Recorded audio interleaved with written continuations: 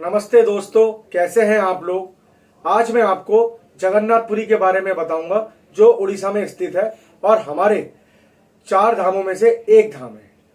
आज मैं आपको जगन्नाथपुरी की विशेषताएं, जगन्नाथपुरी के बारे में कुछ रहस्यमय बातें सब विस्तार से बताऊंगा।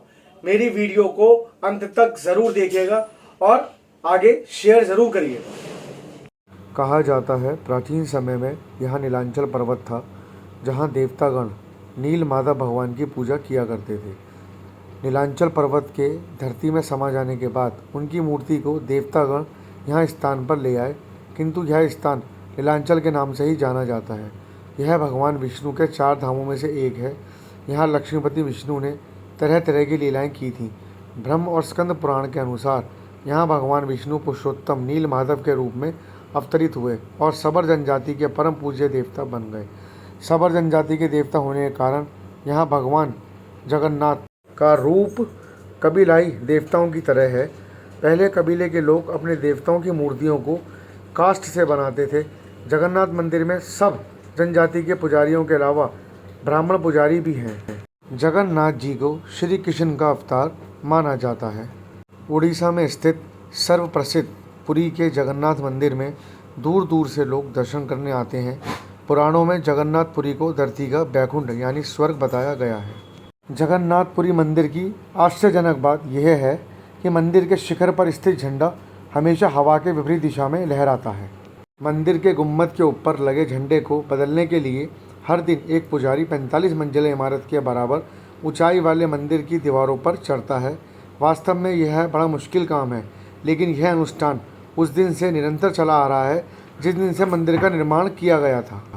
मान्यता यह है कि अगर कैलेंडर से एक दिन भी इस अनुष्ठान को छोड़ दिया जाता है तो मंदिर 18 साल तक बंद रहेगा। हम पक्षियों को हर समय अपने सिर के ऊपर बैठे आराम करते और उड़ते हुए देखते हैं, लेकिन यह विशेष क्षेत्र पक्षियों से प्रतिबंधित है। मंदिर के गुम्बद के ऊपर एक भी पक्षी नहीं है। यहाँ तक कि एक हवाई जहाज को मंदिर के ऊपर मंडराते हुए भी नहीं देखा जा सकता है। जगन्नाथ मंदिर में किसी भी स्थान से आप मंदिर के शीर्ष पर लगे सुदर्शन चक्र को देखेंगे तो वह आपको सदैव अपने सामने ही लगा दिखेगा।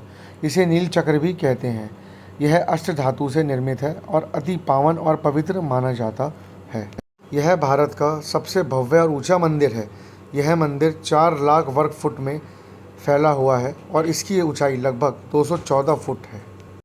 मंदिर का एक रहस्य यह भी है कि मंदिर के पास खड़े रहकर इसका गुम्बद देख पाना असंभव है। मुख्य गुम्बद की छाया दिन के किसी भी समय अदृश्य ही रहती है। यहाँ श्री कृष्ण को जगन्नाथ कहते हैं। जगन्नाथ के साथ उनके भाई बलराम और बहन सुभद्रा विराजमान हैं। तीनों की यह मूर्तियाँ काष्ठ की बनी हुई हैं। यह प्रत्येक 12 साल में एक बार होता है। प्रतिमा का नव कलेवर।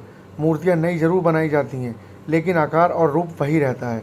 कहा जाता है कि उन मूर्तियों की पूजा नहीं होती, केवल दर्शन के लिए रखी गई हैं। मंदिर के बाहर स्वर्ग द्वार है, जहाँ पर मोक्ष प्राप्ति के लिए शव जलाए जाते हैं, लेकिन जब आप मंदिर से बाहर निकलेंगे तभी आपको लाशों के जलने की गंध महसूस होगी।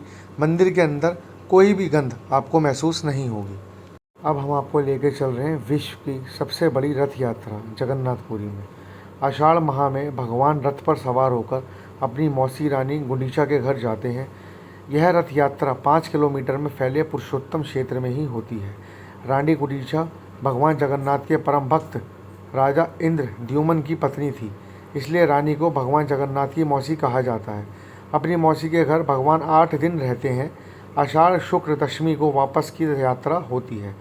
भगवान जगन्नाथ का रथ नंदी घोष है, देवी सुभद्रा का रथ दर्प दलन है और भाई बलदेव का रथ तल ध्वज है। पुरी के गजपति महाराज सोने की झाड़ू बुहारते हैं, जिसे छेरा पैरन कहते हैं। हम आपको इस मंदिर के सबसे बड़े रहस्य के बारे में बताने जा रहे हैं।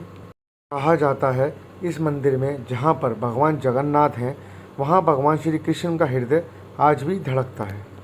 पुरानी कथाओं के अनुसार भगवान श्री कृष्ण मानव के रूप में जन्मे थे, इसलिए वे भी काल चक्र से बंधे थे। उनके भी शरीर का अंत होना था। महाभारत युद्ध के काफ़ी समय बाद वह वन में एक पेड़ के नीचे लेटे हुए थे। तभी एक शिकारी को उनका पैर मछली जैसा प्रतीत हुआ और उसने बाण चला दिया। उससे भगवान श्री कृष्ण की मृत्यु हो गई। बताया जाता है कि पांडवों ने भगवान श्री कृष्ण के शरीर का अंतिम संस्कार किया। अग्नि ने उनके पूरे शरीर को जला दिया, लेकिन उनका पवित्र हृदय नहीं जल पाया। वह धड़क रहा था।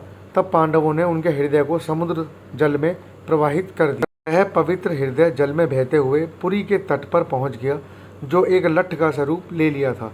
वहां के राजा इंद्रधुमन को रात में स्वप्न आया, जिसमें भगवान श्री कृष्ण ने उनको दर्शन दिए और लठ स्वरूप हृदय के बारे में बताया। अगली सुबह राजा पुरी के समुद्र तट पर पहुंचे और उसे अपने साथ लेकर आ गए। विश्वकर्मा जी ने उस लठ की मदद से भगवान जगन्नाथ, भाई बलराम और बहन सुभद्रा की मूर्ति बनाई। उनको ही श्री जगन्नाथ मंदिर के गर्भगृह में स्थापित किया गया। बताया जाता है कि जहाँ पर ये मूर्तियाँ स्थित हैं, वहाँ पर भगवान श्री कृष्ण का हृदय आज भी धड़कता है।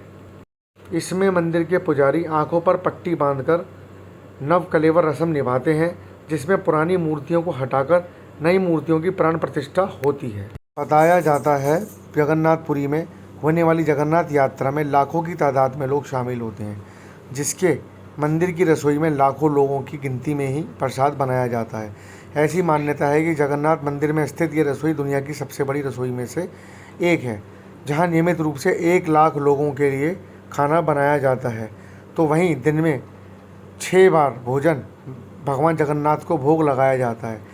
इस दौरान जगन्नाथ जी के समक्ष कुल 56 तरह के पकवान बनाए जाते हैं। भोग के बाद यही महाप्रसाद मंदिर परिसर में मौजूद बाजार में बिकता है। ऐसा माना जाता है कि जगन्नाथ मंदिर की रसोई 11वीं शताब्दी में राजा इंद्रवर्मा के समय शुरू हुई थी।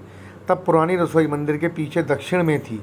जगह की कमी के कारण मौजूदा रसोई 1682 से 1713 ईस्वी के बीच उस समय के राजा दिव्या सिंह देव ने बनवाई, जिसके बाद से इस रसोई में भोग बनवाया जा रहा है। बताया जाता है यह रसोई लगभग 8000 स्क्वायर फीट में है, जिसमें 24 चूल्हे हैं। मंदिर की रसोई दक्षिण पूर्व दिशा में है। इसके अलावा रसोई में गंगा यमुना नाम के 2 कुएं हैं, जिसके पानी के भोग को बनाने में इस्तेमाल होता है। दुनिया की सबसे बड़ी इस रसोई में 800 लोगों की देखरेख में भोग बनता है, जिसमें 50 रसोइये हैं और 300 सहयोगी हैं, जो भोग बनाने में अपना पूरा सहयोग देते हैं। अगर आपको मेरी वीडियो अच्छी लगे तो उसे लाइक, शेयर और सब्सक्राइब जरूर करिएगा। जल्दी मिलते हैं अगली वीडियो में।